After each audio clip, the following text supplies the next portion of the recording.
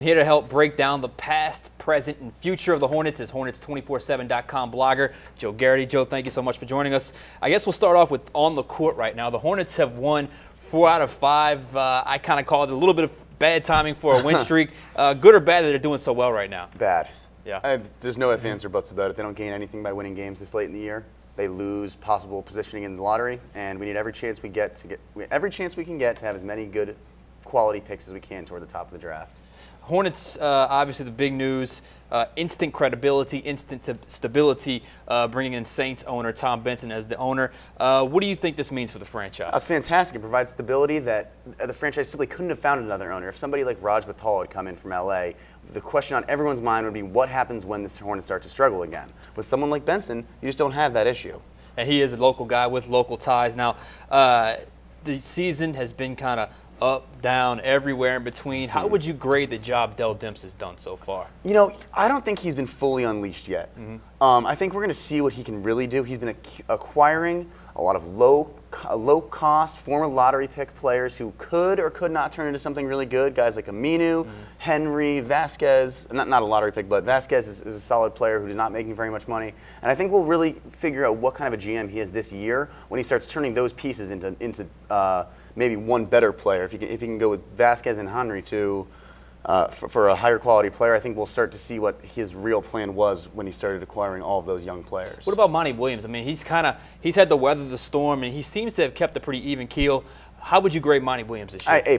Yeah. I mean, aside from the fact that he's ruining our chances to tank. I mean, but really, the guy's done an incredible job. If you look at that roster, who he's tried out the last 10 games on talent alone, he shouldn't be competing with any of the teams he's playing, aside from the Bobcats. And instead, they're winning games. They're beating playoff teams who, with a roster that isn't even really talent-wise on par with a lot of teams' backups. Right. So yeah, obviously Monty Williams done a great job. Dell Demps, as you said, kind of a wait-and-see mode with him. But I'm going to let you be GM for the Hornets right now, and I'm going to know who on this roster, this current roster, would you keep around for next year as a building block for the future?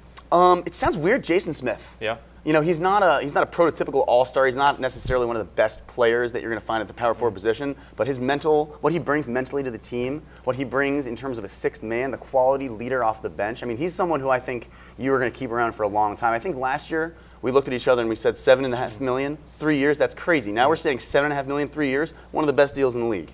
What about if you were Demps, Eric Gordon? Would you max him out? I try not to, but I think if that's what it comes down to, you have to pay for him. So he in your mind, he should be in the plans for next year. Yeah, you can't replace him. You're not going to get a player of that quality at a price anywhere near what they hope to pay. So if you have to overpay for somebody like that, you just have to do it. There aren't enough of those players in the league where you can wait to find one at a lower price. And of course, he is a restricted free agent, so the Hornets would have the right to match any offer.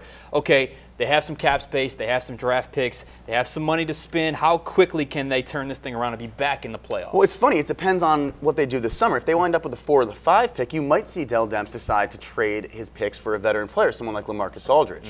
And if you have Aldridge next to Gordon, you have 2 players who are part of a team that's almost certainly going to be a playoff contender, if not a first-round playoff victor. I mean, those are 2 of the top players in the league when they're playing at their level. And I guess best case scenario, talking about the draft, it all depends on the lottery situation. Right now, they're 3.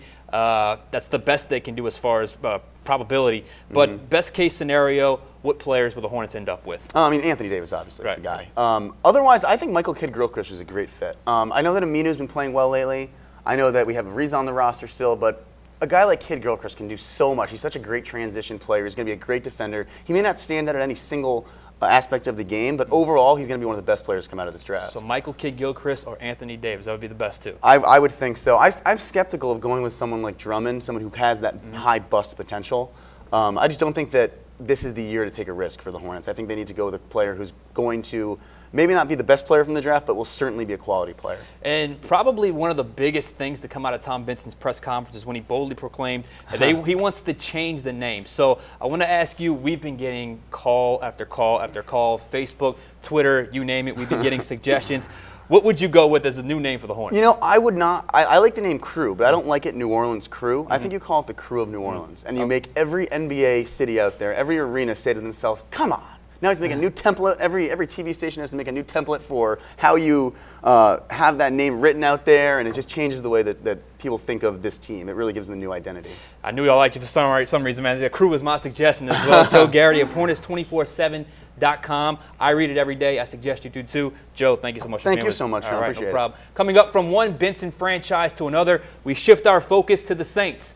Fullback Jed Collins joins me in studio next to talk the first week of player workouts and this, shall we say, unique off-season. Stick and stay. It's the final play. We're back after this.